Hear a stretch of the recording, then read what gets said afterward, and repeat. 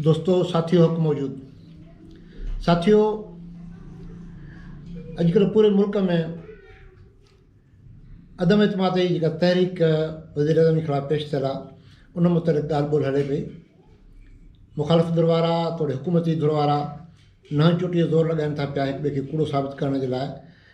मुखालिफ़ धुर वारा चाहिनि था पिया त इहा तहरीक कामयाब वञे ऐं हुकूमती धुर चाहे थी पई त इहा तहरीक नाकाम वञे ऐं हिकिड़ी तूफ़ान बदतमीज़ी आहे जेका ॿई हिक ॿिए ख़िलाफ़ु सोशल मीडिया ते, प्रिंट मीडिया ते, इलेक्ट्रॉनिक मीडिया ते हलाइनि था पिया ऐं पंहिंजो पाण खे ऐं मुल्क खे वाइको कनि था पिया।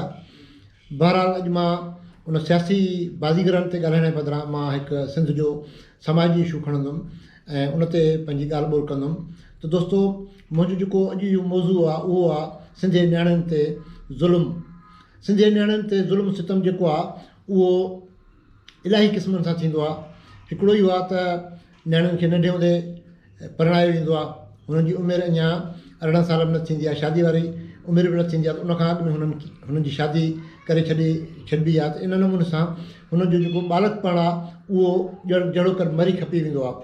ॿियो संदनि शादियूं जेके आहिनि उहे हुननि जी मर्ज़ीअ ऐं पसंदि मुताबिक़ न कराई वेंदियूं आहिनि ऐं जेका पसंदि ऐं नापसंदि हूंदी आहे उहे उनजे वालिदेन तइ कंदा आहिनि त नियाणी खे किथे ॾिजे ऐं उन में पंहिंजी नियाणी खां का बि सलाह मसरत न कंदा आहिनि।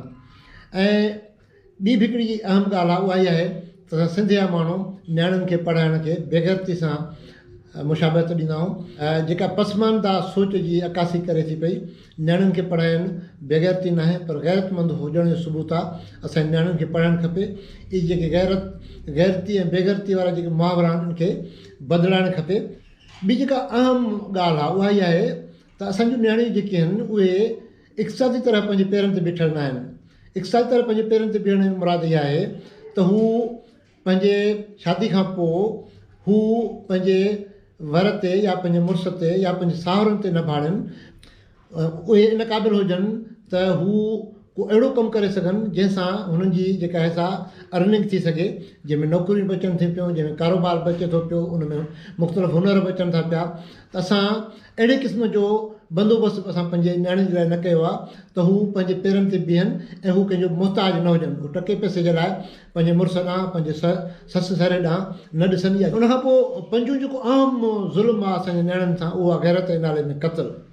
ऐं वॾो हिकिड़ो सॼी दुनिया में सिंध जा माण्हू इन करे बदनाम थिया आहिनि ऐं बदनाम थियनि था पिया, पर असां सुधरण जो नालो नथा वठूं पिया ऐं असां पंहिंजे नियाणियुनि खे ज़ाती दुश्मननि में ऐं पंहिंजी जहालत जे करे गैरत जे नाले में जेको क़त्ल करे पंहिंजो पाण खे मुड़ुसु माण्हू सम्झूं था पिया।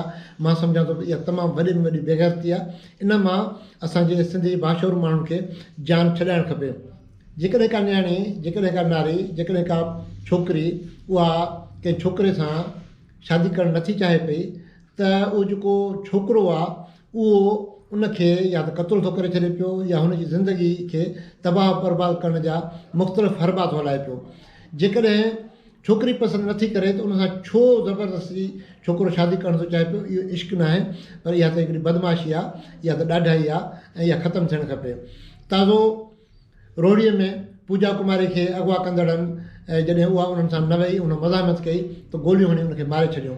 20 सालनि जी नियाणी ऐं उनखे ॾींहं ॾिठे जो रस्ते वेंदे क़त्ल करणु रुॻो इन जे करे त उहो मिसकिन ओड फैमिली सां ताल्लुक़ु रखनि पिया ऐं जेके अगवाकार आहे उहो बदमाश आहे। त दोस्तो इहो असुलु थिए छो पियो? उनजा 2-3 कारण आहिनि। हिकिड़ो कारण त इहो आहे त असांजे समाज में जेके ॾोहारी आहिनि, जेके कातिल आहिनि, जेके रहज़न आहिनि, जेके बदमाश आहिनि, उन्हनि खे रिलीफ थो मिले। पुलिस जेका आहे सा उन्हनि सां ॿधल आहे, कोर्टुनि में उहे पैसा ॾेई पंहिंजी जान छॾाइनि था ऐं जर्गनि में वॾेरनि खे ॾेई वठी सरदारनि खे हो पंहिंजी जान छॾाए था छॾनि पिया ऐं क़त्ल जेको आहे सो आयो वियो थियो। इंसान जी जेका क़ीमत आहे जरगाई जेके आहिनि उहे चंद लख रुपया रखंदा आहिनि ऐं चंद लखनि में उहे पैसा सरदार खाई वेंदा आहिनि पर उहो सॼो खून लुड़ी वेंदो आहे। असांजी अदालतूं जेके आहिनि जल्द अज़ जल्द तुर्त जेको आहे सो इंसाफ़ फ़राहम कनि त इन्हनि जर्गनि मां, इन 2 टेंशन मां जेकर जान छुटी पए। अहिड़े क़िस्म जा जेकॾहिं 100 खनि मिसाल क़ाइमु अदालतूं करे विझनि त कंहिं बि माण्हू खे ज़रूरत न थींदी त रस्ते वेंदे कंहिं नियाणे खे अगवा करे या उन सां ज़्यादती करे या उन्हनि खे क़त्ल करे। पर छा आहे त हिते उहे सभु उन्हनि जा मददगार आहिनि। पुलिस वारा जेके सबूत ॾोहारनि जे ख़िलाफ़ु सबूत गॾु करण जे लाइ ज़िम्मेवार हूंदा आहिनि, उहे ॾोहारनि जे सबूतनि खे मिटाइण जो कमु कंदा आहिनि ऐं अदालतूं जेके ॾोहारनि खे सज़ा ॾियण जे लाइ क़ाइमु थियल आहिनि उहे ॾोहारनि खे आज़ादु करण जो कमु कनि थी पियूं। त उनजे करे हीउ जेको क़त्ल आम आहे, हीउ जेको रहज़नी आहे, हीउ जेका बदमाशी आहे उहा नथी रुकिजे पई। त दोस्तो असांजे अदालतुनि खे असांजे पुलिस वारनि जो पंहिंजो क़िबिलो दुरुस्त करणु खपे ऐं जेकॾहिं इहे ॿ शोभा पंहिंजो क़िबिलो दुरुस्त कनि त असांजे सिंध मां ॾोहारी अंसर जो मथो जेका चिथिजी वञे।